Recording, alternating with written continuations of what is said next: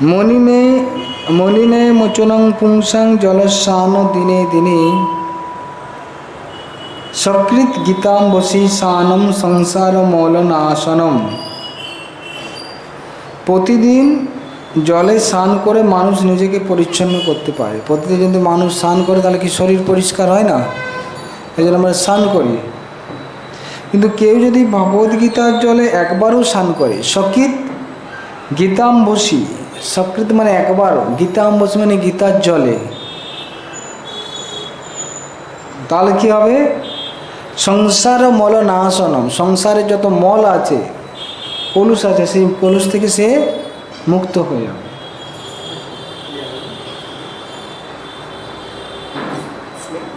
তাই ভগবদ্গীতার গঙ্গা জলে একবার স্নান করে। ভগবদ্গীতার গঙ্গা জলে মানে হচ্ছে কি, গীতার বাণীর দ্বারা আমাদের স্নান করতে হবে, অর্থাৎ গীতার বাণী আমাদের শ্রবণ করতে হবে, তাহলে আমরা সংসারের মল থেকে মুক্ত হয়ে যাব। গঙ্গা জলে আমরা যদি এমনি জলে স্নান করি তাহলে কি হয়? আমরা শরীর বাহ্যিকভাবে পরিষ্কার হয়, সংসার মল পবিত্র হবে না। গীতা সুগীতা কর্তব্যা কিমন্যে শাস্ত্র বিস্তরে যা স্বয়ং পদ্মনাভস্য মুখ পদ্মাৎ বিনিশ্রিতা। তো বলা হচ্ছে কি, ভগবদ্গীতা স্বয়ং পরমেশ্বর ভগবানের মুখনিসৃত বাণী। তাই এই গ্রন্থ পাঠ করলে অন্য কোনো বৈদিক সাহিত্য পাঠ করার দরকার হয় না। কিমন্যে শাস্ত্র বিস্তরে, কিমন্যে শাস্ত্র বিস্তরে মানে অন্য কোনো শাস্ত্র পড়ার কি দরকার আছে? কিম অন্য শাস্ত্র বিস্তরে, কেউ যদি গীতা পাঠ করে অন্য শাস্ত্র পড়ার কি দরকার? অনেক শাস্ত্র আছে, বেদ, পুরাণ, উপনিষদ আদি অনেক শাস্ত্র, এসব শাস্ত্র পড়ার দরকার নেই। কেউ যদি গীতা পড়ে তাহলে অন্য কোনো শাস্ত্র পড়ার প্রয়োজন নেই। কেন? যা স্বয়ং পদ্মনাভস্য মুখ পদ্মাৎ বিনিশ্চিতা, যা স্বয়ং পদ্মনাভস্য, পদ্মনাভস্য মানে যার নাভি পদ্মের মতো, অর্থাৎ ভগবানের একটা নাম হচ্ছে কি পদ্মনাভ, যার নাভি হচ্ছে পদ্ম ফুলের মতো, বা যার নাভি থেকে পদ্ম ফুল উত্থিত হয়েছে, তার জন্য তাকে বলা হচ্ছে পদ্মনাভ। তো ভগবানের সব কিছুকে পদ্মের সাথে তুলনা করা হয়। তার চক্ষুকে পদ্মের সাথে তুলনা করা হয়, তার মুখকে পদ্মের সাথে তুলনা করা হয়, তার নাভিকে পদ্মের সাথে তুলনা করা হচ্ছে, তার চরণকে পদ্মের সাথে তুলনা করা হচ্ছে, ঠিক না? তাই যা স্বয়ং পদ্মনাভস্য মুখ পদ্মাৎ বিনিশ্চিতা, এই পদ্মনাভ ভগবান শ্রীকৃষ্ণের মুখপদ্ম থেকে এই যে গীতা প্রকাশিত হয়েছে, এটা শুনলেই হলো, আর কিছু অন্য শাস্ত্র পড়ার কোনো প্রয়োজন নেই। গভীর নিষ্ঠা ও আন্তরিকতার সঙ্গে নিয়মিতভাবে কেবল ভগবদ্গীতার শ্রবণ কীর্তন করলেই হবে। বর্তমান যুগে মানুষেরা জড়জাগতিক কাজে এতই মগ্ন থাকে যে তাদের পক্ষে সমস্ত বৈদিক শাস্ত্র পাঠ করা সম্ভব নয়। মানুষ এত ব্যস্ত আছে, এত সব বেদ বেদান্ত পড়তে পারবে? লক্ষ লক্ষ শ্লোক আছে, পড়া সম্ভব নয়। তার জন্য এই ভগবদ্গীতা পড়লেই হলো। 700 শ্লোক আছে। কত শ্লোক আছে? এখানে অনেকে জিজ্ঞাসা করুন কে গীতা পুরো পড়েছে, খুব কমই বলবে যে আমি গীতা পুরো পড়েছি। এখানে কারা কারা গীতা পুরো পড়েছেন? যারা পড়েছে এনারা ইস্কনের সাথে কানেক্টেড আছে, তাই পড়েছে। খুব কমই আছে যারা বাইরের মানুষ পড়েছে গীতা। তো তাই বুঝতে পারছেন কি ভগবদ্গীতা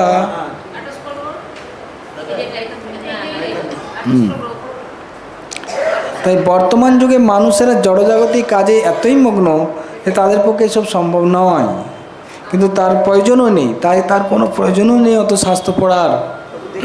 কেন না, এই একটি গ্রন্থ ভগবদ্গীতাই যথেষ্ট। একটাই গীতা, একটাই গ্রন্থ ভগবদ্গীতাই যথেষ্ট, এটা পড়লেই হবে, আর অন্য কোনো পড়ার দরকার নেই। কারণ ভগবদ্গীতা বেদের সারাতিসার, ভগবদ্গীতা হচ্ছে বেদের সারাতিসার, যেটা আমরা এটা পড়েছিলাম, সর্বোপনিষদ গাবো সর্ব উপনিষদকে গাভীর সাথে তুলনা করছে, আর তার দুগ্ধ হচ্ছে কি গীতা, মানে সার, সব কিছুর সার হচ্ছে ভগবদ্গীতা। আরও গীতা মাহাত্ম্যে বলা হচ্ছে ভারতমৃত সর্বস্যং বিষ্ণু ভক্তাদ বিনিশ্রিতম গীতা গঙ্গোদকং পিত্বা পুনর্জন্ম ন বিদ্যতে। গঙ্গা জল পান করলে অবধারিতভাবে মুক্তি পাওয়া যায়। আপনাদের কাছেই গঙ্গা আছে 1.5 কিলোমিটার নাকি? বছরে কারা কারা করে গঙ্গা স্নান করেন? হাত তুলুন দেখে। দেখুন বছরে অনেকে গঙ্গা স্নান করে না, একলা আছে, বুঝতেছেন কিনা? হ্যাঁ হ্যাঁ, বছরও গঙ্গা স্নান হয় না, ঠিকই না? হ্যাঁ, এখন যাচ্ছেন? একাদশী যান। তাই দেখুন মানুষ এখানে গঙ্গা স্নান করছে না। এখানে বলা আছে কি গঙ্গা জল পান করলে অবধারিতভাবে মুক্তি পাওয়া যায়, গঙ্গা জল যদি পান করে। আর যিনি ভগবদ্গীতার পূর্ণ পীযুষ পান করেন, আর যদি ভগবদ্গীতার অমৃত যদি কেউ পান করে, তার আর কি বলবার আছে? গঙ্গা জল পান করলে সে মুক্তি হয়ে যায়। আর কেউ যদি ভগবদ্গীতার পীযুষ মানে অমৃত, ভগবদ্গীতার কথা হচ্ছে কি অমৃতের মতো, সেটা যদি কেউ পান করে তাহলে আর কি বলার আছে? ভগবদ্গীতা মহাভারতের অমৃত রস, যা আদি বিষ্ণু ভগবান শ্রীকৃষ্ণ নিজে বলেছেন। ভারত অমৃত সর্বস্বং বিষ্ণু ভক্তাৎ বিনিশ্চিতম। ভারত মানে হচ্ছে মহাভারত। মহাভারতের অমৃত হচ্ছে কি বিষ্ণু ভক্তাৎ বিনিশ্চিত, ভগবানের মুখনিশ্চিত যে বাণী, সে যে ভগবদ্গীতা, সেইটা যদি কেউ পাঠ করে, তার অমৃত যদি পান করে তাহলে কি বলার আছে? ভগবদ্গীতা পরমেশ্বর ভগবান শ্রীকৃষ্ণের মুখনিশ্চিত, আর গঙ্গা ভগবানের চরণ পদ্ম থেকে নিশ্চিত বলে এর মধ্যে কোনো পার্থক্য নেই। গঙ্গা চরণ থেকে নিশ্চিত আর গীতা মুখ পদ্ম থেকে নিশ্চিত। চরণ পদ্ম, মুখ পদ্ম, এ দুটোর মধ্যে কোনো পার্থক্য নেই। তবে নিরপেক্ষভাবে যদি বিচার করি, এটি বুঝতে অসুবিধা হয় না যে ভগবদ্গীতার গুরুত্ব গঙ্গার চেয়েও বেশি। ভগবদ্গীতার মাহাত্ম্য গঙ্গার থেকেও অনেক বেশি, বুঝছি? তো এখন সেই শ্লোকটা বলছে যেটা আমি বলছিলাম, সর্বোপনিষদো গাবো দুগ্ধা গোপাল নন্দন পার্থবৎস সুধীর ভোক্তা দুগ্ধম গীতামিতম মহৎ। সর্ব উপনিষদ গাব, সমস্ত উপনিষদ হচ্ছে কি গাভী। দুগ্ধা গোপাল নন্দন, দুগ্ধা মানে যে দহন করছে, গোপাল নন্দন মানে ভগবান শ্রীকৃষ্ণ। পার্থ বৎস, বৎস মানে বাছুর, বাছুর হচ্ছে কে পার্থ, পার্থ মানে অর্জুন। অর্জুনকে লক্ষ্য করে ভগবান গীতা দান করেছে। যেমন বাছুরকে লক্ষ্য করে কিন্তু গাভী দুধ দেয়, বাছুরকে লক্ষ্য করে গাভী দুধ দেয়, সেরকমভাবে অর্জুনকে লক্ষ্য করে ভগবান গীতা দান করেছেন। আর জ্ঞানী গুণী শুদ্ধ ভক্তেরা সেই অমৃতময় দুগ্ধ পান করে থাকেন। সুধীর ভোক্তা দুগ্ধ গীতামৃতম মহৎ। এবং যারা ভক্তা শুদ্ধ জ্ঞানী গুণী শুদ্ধ ভক্ত, তারাই গীতার রস আস্বাদন করে। অর্জুনকে দিয়েছে, অর্জুনের মাধ্যমে তারাও পাচ্ছে, তার উচ্ছিষ্ট পাচ্ছে। যেমন গাভী কী হয়, বাচ্চা দুধ খেতে চায়, তারপরে দুধ আমরাও পাই, সে খেয়ে নিলে তারপরে বাকি বাড়তি দুধ আমরা পেয়ে যাই। সেরকম অর্জুন ভগবদ্গীতা আস্বাদন করেছেন, বাকি আমরাও সেই উচ্ছিষ্ট পাচ্ছি অর্জুনে। এখন একটা খুব মহিমাময় শ্লোক আছে, গীতা মাহাত্ম্যের 7ম শ্লোক বলা আছে, একম শাস্ত্রম দেবকী পুত্র গীতম एको দেব দেবকী পুত্র এব एको মন্ত্র তস্য নামানি জানি কর্মাপিকম তস্য দেবস্য সেবা। একম শাস্ত্রম দেবকী পুত্র গীতম, একটাই শাস্ত্র হোক। কি শাস্ত্র? দেবকী পুত্র গীতম। দেবকী পুত্র মানে শ্রীকৃষ্ণের যে গান করেছেন সেই গান করাটাই হচ্ছে একমাত্র শাস্ত্র হোক। একজন দেবতা হোক, কে কো দেব দেবকী পুত্র হেব, একটাই দেবতা হোক, তিনি হচ্ছেন কে?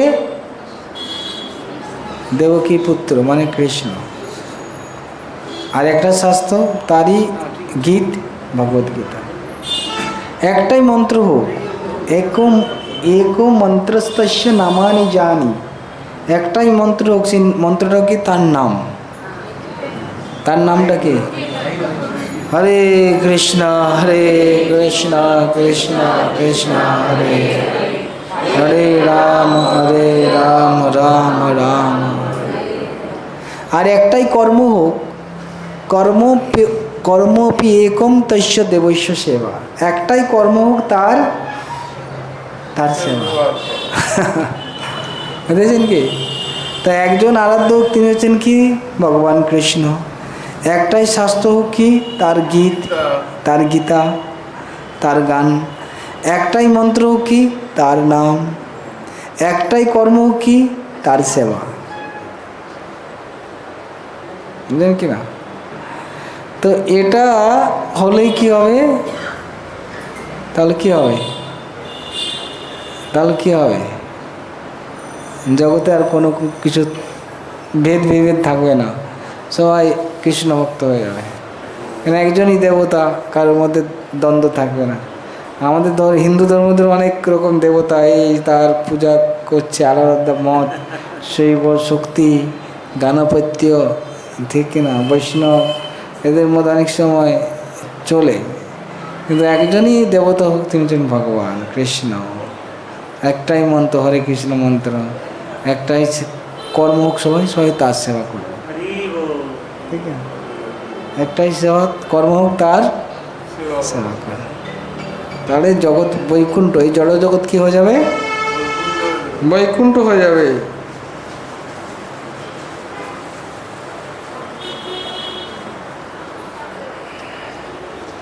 হ্যাঁ, তার আলাদা করে বৈকুণ্ঠ দরকার নেই, এখানেই বৈকুণ্ঠ হয়ে যাবে। ঠিক না? তো এইভাবে গীতার মাহাত্ম্য বলা হয়েছে। তো আমরা আজকে শুরু করছি ভগবদ্গীতা প্রথম শ্লোক থেকে। ভগবদ্গীতা 18 অধ্যায় আছে। প্রথম 6টা অধ্যায় হচ্ছে কর্মশটক, কর্ম সম্বন্ধে বলা হয়েছে। যদিও অনেক কিছু মিক্স আছে, কিন্তু কর্মের প্রাধান্য আছে।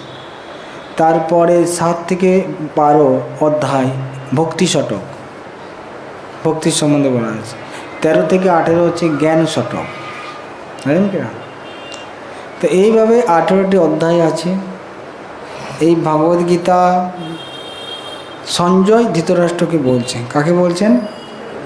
সঞ্জয় ধৃতরাষ্ট্রকে। তো সঞ্জয় হচ্ছে কমেন্টেটর। সঞ্জয় হচ্ছে কি? কমেন্টেটর। অনেক সময় ক্রিকেট খেলা হয়, ফুটবল খেলা হয় না, এখন বল করতে যাচ্ছে, ঠিক না, এই বলকে আগে সচিন ছিল, ঠিক না, ব্যাকফুটে পিছিয়ে এমন জোরে মেরেছে, 6 হয়ে গেছে, ঠিক না। তো ওখানে কমেন্টেটর দেখছে, বলছে। সেরকমভাবে এখানে কমেন্টেটরকে সঞ্জয়। আর উনি কিন্তু স্টেডিয়ামে বসে নেই, উনি কুরুক্ষেত্রে বসে নেই, উনি বসে আছে কোথায়? হস্তিনাপুরে, দিল্লিতে। আর যুদ্ধ চলছে কোথায়? হরিয়ানায়। হরিয়ানায় যুদ্ধ চলছে, আর এখানে হস্তিনাপুর থেকে দেখে নিচ্ছে। বুঝতে পারছেন কি? তো আগে আমরা বলতাম টিভিতে, এখন অনেক দূরের জিনিস দেখতে পাচ্ছি। উনি তখনই দেখুন টিভি হয়েছে 5000 বছর আগে, কত দূরে যুদ্ধ চলছে উনি দেখতে পাচ্ছে। হ্যাঁ, দিব্যচক্ষু। আর উনি কাকে বলছে? ধৃতরাষ্ট্র। ধৃতরাষ্ট্র যেহেতু দেখতে পায় না, তো ওনাকে বলে শোনাচ্ছে কী হচ্ছে, যুদ্ধ কী হচ্ছে, কুরুক্ষেত্র, উনি সব কিছু কমেন্টারি দিচ্ছে। তাই আমরা এখানে প্রথমে দেখতে পাবো ধৃতরাষ্ট্র জিজ্ঞাসা করছে। কাকে জিজ্ঞেস করেছে? সঞ্জয়কে। এটা দিয়ে গীতা শুরু হয়েছে। তা আমরা শুরু করছি বিষাদ যোগ। প্রথম অধ্যায়ের নাম হচ্ছে কি? বিষাদ যোগ। কার বিষাদ? কার বিষাদ হয়েছে? হ্যাঁ, কে বিষাদগ্রস্ত হয়েছিল? অর্জুনে। তাই এই অধ্যায়ের নাম হচ্ছে বিষাদ যোগ। যে অর্জুন বিষাদগ্রস্ত হয়ে গেছে। কেন? যুদ্ধক্ষেত্রে দেখছে তার সব আত্মীয় বন্ধু সবাই এসে গেছে, তাদের মারতে হবে। এটা একটা নতুন রকম যুদ্ধ, আলাদা ধরনের যুদ্ধ। আগের যুদ্ধটা শত্রুদের সঙ্গে হতো, কিন্তু এখন যুদ্ধ তার খুব আত্মীয় প্রিয়জনদের নিয়ে যুদ্ধ হচ্ছে, আর তাদের মারতে হবে। তার জন্য তার খুব মনে বিষাদ। এটা হচ্ছে প্রথম অধ্যায়। ঠিক আছে, তো শুরু হচ্ছে। ধৃতরাষ্ট্র উবাচ ধর্মক্ষেত্রে কুরুক্ষেত্রে সমবেতা যুযুৎসবঃ মামকः পাণ্ডবাশ্চৈব কিম অকুর্বত সঞ্জয়। তাই বলছি, হে সঞ্জয়, ধর্মক্ষেত্রে কুরুক্ষেত্রে, কুরুক্ষেত্র যে ধর্মক্ষেত্রে, সমবেতা যুযুৎসবঃ, সেখানে সমবেত হয়েছে। কারা সমবেত হয়েছে? মামকা পাণ্ডবাশ্চৈব, আমার ছেলেরা এবং পাণ্ডব ছেলেরা। আমার ছেলেরা আর পাণ্ডব ছেলেরা সমবেত হয়েছে। তা সেখানে সমবেত হয়ে কিম অকুর্বত, তারা কি করলো? সেখানে যে সমবেত হয়েছে, যুদ্ধ করার জন্য গেছে, তারা কি করলো, এটা জিজ্ঞাসা করেছে। তো এই শ্লোকটার মধ্যে অনেক রকম মিনিং আছে, অনেকগুলো অর্থ আছে। যেমন ধরুন, এখানে বলা হচ্ছে ধৃতরাষ্ট্র কেন জিজ্ঞাসা করছে তারা কি করলো, যুদ্ধ করতে গেছে, তারপরে তারা কি করলো। কেন যুদ্ধ করতে যায় তো সে কী করবে, যুদ্ধ করবে, কিন্তু কেন জিজ্ঞাসা করছে তারা কি করলো? তার মনে সন্দেহ রয়েছে যে তারা যুদ্ধ করছে, তো তারা তো যুদ্ধ করতে গেছে, যুদ্ধ করছে তো, অর্থাৎ তার মনে সন্দেহ আছে যে তারা যুদ্ধ করা বন্ধ করে দেয়নি তো। কেন? যে ধর্মক্ষেত্র, তার সে জায়গাটা হচ্ছে কি ধর্মক্ষেত্র। এখন ধর্মক্ষেত্রে গেছে, আমার ও ছেলেরা তো অসুর, অধার্মিক, কিন্তু হতে পারে ধর্মক্ষেত্রে গিয়ে ওদের মন একটু চেঞ্জ হয়ে যেতে পারে। চেঞ্জ হলে হতে পারে যে তারা যুদ্ধ করছে না। এখন যদি যুদ্ধ না করে তাহলে কি প্রবলেমটা কি আছে, সমস্যা কি? হ্যাঁ হ্যাঁ, না না, যুদ্ধ করে যদি না করে, যুদ্ধক্ষেত্রে গিয়ে ওরা বলে আমরা যুদ্ধ করব না, তাহলে কি হবে? সম্পত্তিটা ভাগ হয়ে যাবে। সম্পত্তিটা কী হবে? ভাই আমরা যুদ্ধ করতে চাই না, তোমরা অর্ধেক নিয়ে নাও, আমরা অর্ধেক নিয়ে নিই, ঠিক না? তাই ধৃতরাষ্ট্র সেটা চায় না। ধৃতরাষ্ট্র সে চাইছে সবটাই। তাই ও ভয় করছে যে যুদ্ধটা হচ্ছে তো, ওদের মাথা তো বিগড়ে যায়নি আবার ধর্ম ক্ষেত্রে গিয়ে, এই জন্য জিজ্ঞাসা, বুঝলি কি না?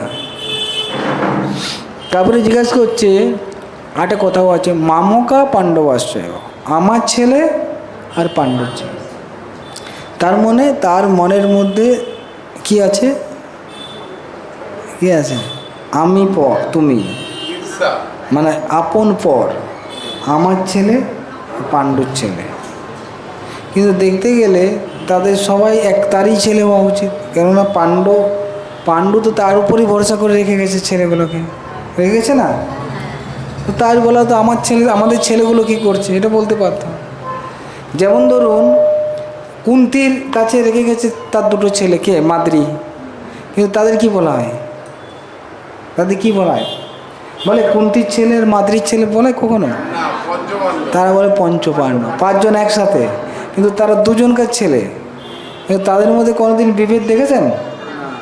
এমনকি দ্রৌপদীকে বিয়ে করে নিয়েছে, তারা 5 জন পতি হয়ে গেছে। তো তাই তাদের মধ্যে কীরকম সম্পর্ক, মানে ভ্রাতৃত্ববোধ ছিল, এবং কুন্তির মনের মধ্যে কীরকম ভাবনা ছিল, সবাইকে তিনি তার নিজের সন্তানের মতো, নিজের ছেলের মতো ওনার মাদ্রির ছেলেকে দেখেছে। কিন্তু ধৃতরাষ্ট্রের মধ্যে সেই ভাব নেই। ধৃতরাষ্ট্রের মধ্যে কী ভাব? আমার ছেলে পাণ্ডব।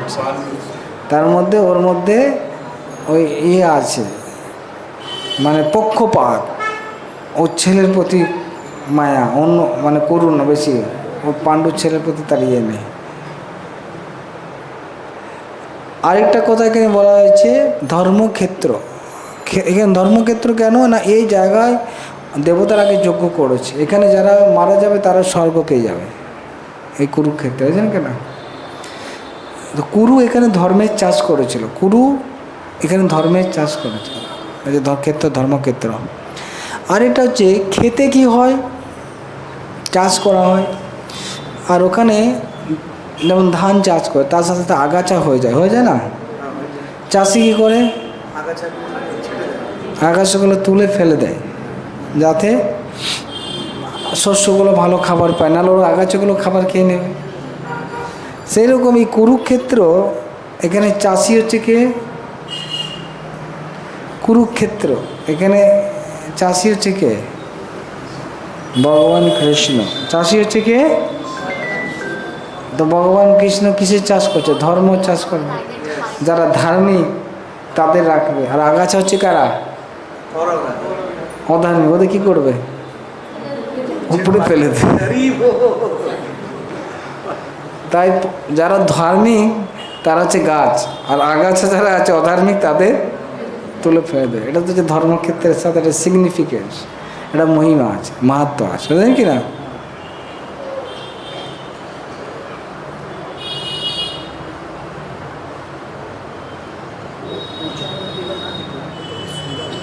তো ভগবদ্গীতা আমাদের কীভাবে পড়া উচিত, খুব পুঙ্খানুপুঙ্খভাবে পড়া উচিত, মনোযোগ সহকারে পড়া উচিত, এবং ভক্তের ব্যাখ্যা শোনা উচিত। কোনো অভক্তের ব্যাখ্যা শুনলে কোনো কাজ হবে না। এই ভগবদ্গীতা অনেক ব্যক্তি ব্যাখ্যা দিয়েছে, প্রভুপাদের সময় প্রায় 700 লোক ভগবদ্গীতার ব্যাখ্যা দিয়েছে, কিন্তু ওদের মধ্যে খুব কমই আছে যারা যথাযথ ব্যাখ্যা দিয়েছে, অনেকে তিনি মন গড়া ব্যাখ্যা দিয়েছে। সেজন্য শিল প্রভুপাদ তার ভগবদ্গীতার ব্যাখ্যাটা কি লিখেছেন, শ্রী ভগবদ্গীতা যথাযথ, অ্যাজ ইট ইজ, অর্থাৎ ভগবান যেটা বলেছেন অ্যাজ ইট ইজ তিনি সেটা উপস্থাপন করেছেন। তার মানে অনেক ভগবদ্গীতা আছে সেগুলো অ্যাজ ইট ইজ নেই, তার নিজের মন মতো অনেকে ব্যাখ্যা দিয়েছে। তাই এগুলো পড়লে কাজ হবে না, আমাদের ভক্তদের ব্যাখ্যা এই ভগবদ্গীতা যথাযথ পড়া উচিত।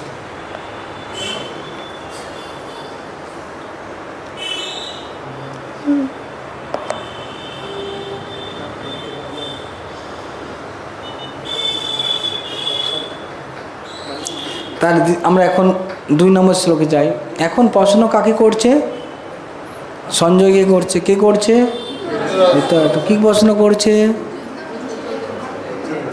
হ্যাঁ,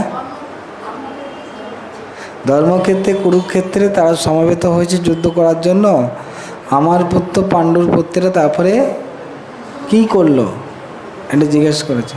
তখন সঞ্জয় কি উত্তর দিচ্ছে, সঞ্জয় উবাচ দৃষ্টা তু পাণ্ডবানীকম ব্যূঢ়ং দুর্যোধনস্ততা আচার্যমুপসংগম্য রাজা বচনম অব্রবীত। তো বলছেন, সঞ্জয় বলছেন দৃষ্টা তু পাণ্ডবানীকম, দৃষ্টা তু পাণ্ডবানীকম মানে পাণ্ডবদের সৈন্য সঞ্জা দর্শন করে। কে দর্শন করেছে, রাজা। রাজা মানে এখানে দুর্যোধন। দুর্যোধনকে কি বলছে, আচ্ছা দুর্যোধন কি রাজা ছিল, রাজা কেন বলছে, মানে ধৃতরাষ্ট্র চাইছিল তার ছেলে রাজা হোক, তাই এটা বুঝতে পেরেছে সঞ্জয়, তার জন্য তাকে রাজা বলছে। রাজা অত রাং হোক অন্তত বলেনি, ঠিক কিনা, শোনেনি। দুর্যোধন হচ্ছে কি, রাজা। রাজা দুর্যোধন পাণ্ডবদের সৈন্যসজ্জা দর্শন করে কোথায় গেলেন, আচার্য উপসঙ্গমে। আচার্য মানে কি, দ্রোণাচার্য। দ্রোণাচার্য হচ্ছে কি শিক্ষা অস্ত্রগুরু, অস্ত্রগুরুর কাছে গেলেন, দিয়ে গিয়ে কি বলছে না, রাজা বচন অব্রবীত, কিছু বলছে, দ্রোণাচার্যকে গিয়ে কিছু বলছে। কি বলছে সেটা পরের শ্লোকে আছে।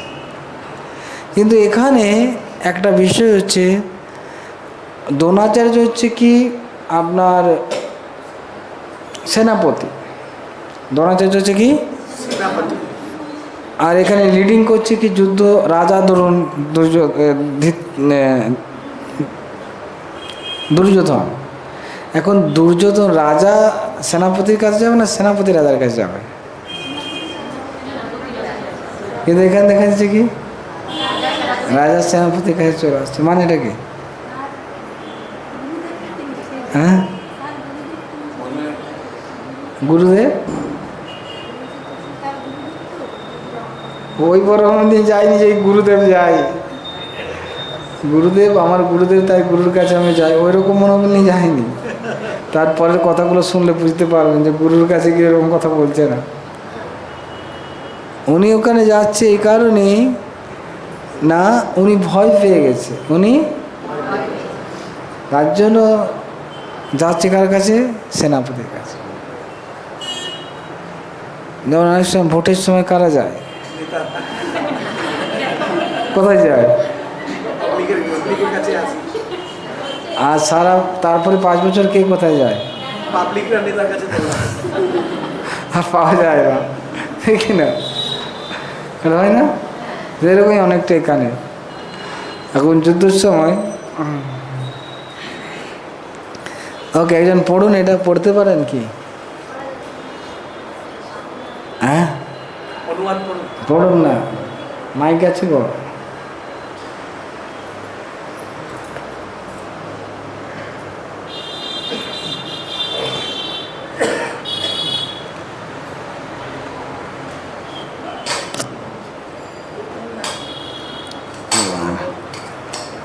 ঠিক আছে, আমি একটু পড়ছি। ধৃতরাষ্ট্র ছিলেন জন্মান্ধ। ধৃতরাষ্ট্র কি ছিলেন? জন্ম থেকে সে অন্ধ ছিল। দুর্ভাগ্যবশত তিনি পারমার্থিক তত্ত্বদর্শন থেকেও বঞ্চিত ছিলেন। তিনি ভালোভাবেই জানতেন ধর্মের ব্যাপারে তার পুত্র ছিল তারই মতো অন্ধ, এবং তিনি নিশ্চিত ছিলেন যে তার পাপিষ্ঠ পুত্র আজন্ম ধর্মপরায়ণ পাণ্ডবদের সঙ্গে কোনো প্রকার আপোষ মীমাংসা করতে পারবে না। তাই তিনি সেই ধর্মক্ষেত্রের প্রভাব সম্বন্ধে সংশয়গ্রস্ত ছিলেন।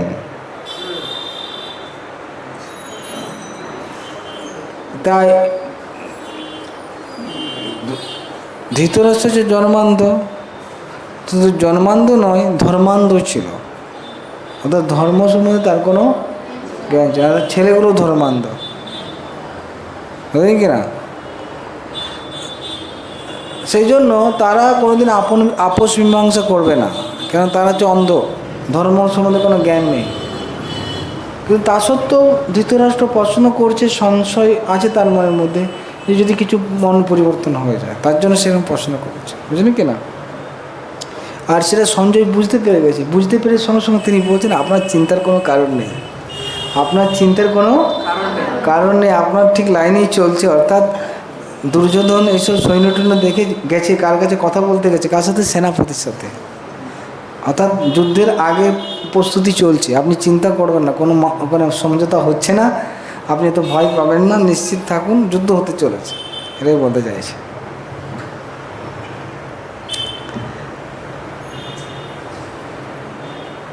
সঞ্জয় তাই রাজাকে অবহিত করলেন যে তার পুত্র দুর্যোধন পাণ্ডবদের সৈন্যসজ্জা দর্শন করে তৎক্ষণাৎ সেনাপতি দ্রোণাচার্যের কাছে উপস্থিত হলো প্রকৃত অবস্থা সম্বন্ধে জানানোর জন্য। দুর্যোধনকে যদিও রাজা বলা হয়েছে, তবু সেই সংকটময় অবস্থায় তাকে তার সেনাপতির কাছে যেতে হয়েছিল। তাই একজন রাজনীতিবিদ হিসাবে সে যথেষ্টই পারদর্শী ছিল, মানে খুব কূটনীতিক আছে, কখন কোথায় যেতে হবে, ঠিক না? এখন বিপদের সময়, তার জন্য সে চলে যাচ্ছে কার কাছে? হ্যাঁ। কিন্তু পাণ্ডবদের সৈন্যসজ্জা দেখে যে দুর্যোধনের মনে ভয়ের সঞ্চার হয়েছিল, তা সে তার কূটনীতির ছদ্ম আবরণে ঢেকে রাখতে পারেনি। অর্থাৎ সে যে ভয় পেয়ে গেছে সেটাতে ঢাকাতে পারেনি, কেন সে তো ভয়েই তো গেছে না, এটা ধরা পড়ে যাচ্ছে যে সে ভয় পেয়েছে। তার জন্য সে দ্রোণাচার্যের কাছে গেছে। তাই আমরা দেখতে পাচ্ছি দুর্যোধন যে খুব কূটনীতিবিদ, কখন কার কাছে যেতে হবে, কোনখানে কী রকম কথা বলতে হবে, যাতে সে সাহায্য করে, সেগুলোর ব্যাপারে খুব এক্সপার্ট। কীরকম কথা বলতে হবে সেগুলো বলতে পারে। তাই কি বলছে শুনুন, পশ্যেতাং পাণ্ডুপুত্রানাম পুত্রানাম আচার্য মহতিম চমুম বুড়াং দুপদ পুত্রেণ তব শিষ্যেন ধীমতা। বলছে পশ্য এতান পাণ্ডুপুত্রানাম মহতিম চমুম। দ্রোণাচার্য কি বলছে, দেখুন পাণ্ডবদের মহান সৈন্যসজ্জা দর্শন করুন, কত সুন্দরভাবে সৈন্যসজ্জা বানিয়েছে। এই সৈন্যসজ্জা কে বানিয়েছে? তব শিষ্য দ্রুপদপুত্রেণ ধীমতা, আপনার বুদ্ধিমান শিষ্য দ্রুপদের ছেলে ধৃষ্টদ্যুম্ন বানিয়েছে। এই সৈন্যসজ্জা কে বানিয়েছে? না, কার ছেলে? দ্রুপদের ছেলে। তো এটা বলার মাধ্যমে কি বোঝাতে চাইছে? প্রকৃতপক্ষে এটা হিস্ট্রি আছে, ইতিহাস। দ্রৌপদের সাথে এর বন্ধুত্ব ছিল, দ্রোণাচার্যের স্কুলে যখন পড়তো গুরুকুলে বন্ধুত্ব ছিল। কিন্তু তাদের মধ্যে শত্রুতা হয়ে যায় কখন না, দ্রোণাচার্যকে বলেছিল যে তুমি এবং আমি বন্ধু, যখন তোমার সাহায্য লাগে আসবে। তাই দ্রোণাচার্য একসময়, ও তো ব্রাহ্মণ, গরিব ছিল, ওর মানে ছেলেকে খাওয়াবার জন্য দুধ ছিল না। তো ওনার পত্নী বললো, তোমার তো বন্ধু আছে, তার কাছে গাভী নিয়ে এসো। তো গিয়েছিল। দুপুর তখন বললো, আরে তোমার সাথে কোথায় বন্ধুত্ব? ও অস্বীকার করে দিয়েছে। সেই জন্য সে কী করেছিল, দ্রুপদ কী করেছিল, পরবর্তীকালে কৌরবদের অস্ত্রগুরু হয়ে গেল। কৌরবদের যখন অস্ত্রগুরু পদে নিযুক্ত হলো, তখন যখন তাদের অস্ত্রশিক্ষা সমাপ্ত হলো, বলল তোমাদের ওদের গুরু দক্ষিণা দিতে হবে। অস্ত্রশিক্ষা শেষে কী করতে হবে? গুরু দক্ষিণা। শিক্ষা শেষে তাহলে কি গুরু দক্ষিণা চায় না, গুরু দক্ষিণা যে দ্রুপদকে বেঁধে নিয়ে আসে, দ্রুপদকে বন্দি করে নিয়ে আসে। তো পাণ্ডবরা দ্রুপদকে বন্দি করে নিয়ে চলে এসেছিল। তো বন্দি করে নিয়ে এসছে মানে ওকে অপমান হয়ে গেল। সমস্ত রাজ্য দেখতে গেলে কার? এখন দ্রোণাচার্যের। বন্দি করেছে রাজাকে, কিন্তু দ্রুপদ কি করলো, ছেড়ে দিল। দ্রোণাচার্য ওনাকে ছেড়ে, তা আরও বেশি অপমান হয়ে গেছে। ক্ষত্রিয়কে অপমান করলে মৃত্যুর মতো। তো তখন সে কি করলো, একটা যজ্ঞ করলো, যে সেই যজ্ঞে চাইছিল এমন একটা পুত্র পেতে যে তার ওই দ্রোণাচার্যকে বধ করতে পারবে। তাই সেই যজ্ঞকুণ্ড থেকে দুজনকার জন্ম হলো।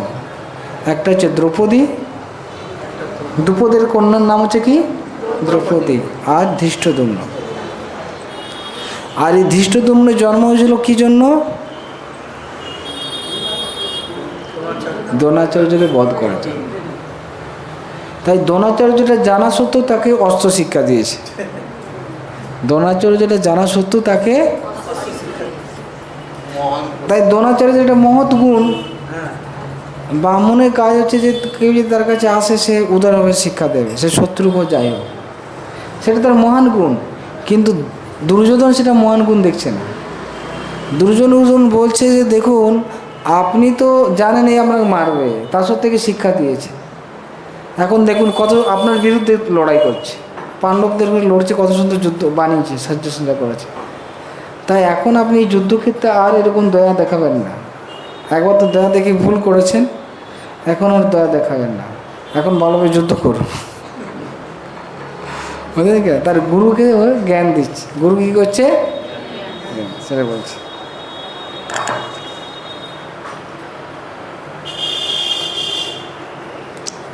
তারপরে শুধু ধৃষ্টদ্যুম্ন নয়, আপনার যারা পাণ্ডব তারাও আপনার শিষ্য, পাণ্ডবদেরও শিক্ষা দিয়েছে। তো তাদের বিরুদ্ধে আপনি কড়াভাবে যুদ্ধ করুন, ঠিক আছে? এটা বলতে চাইছে, সতর্ক করে দিয়েছে। এই জন্য তাকে কী করে দিয়েছে, যে আপনি যদি কোমলতা প্রদর্শন করেন তাহলে আমাদের পরাজয় সুনিশ্চিত হয়েছে।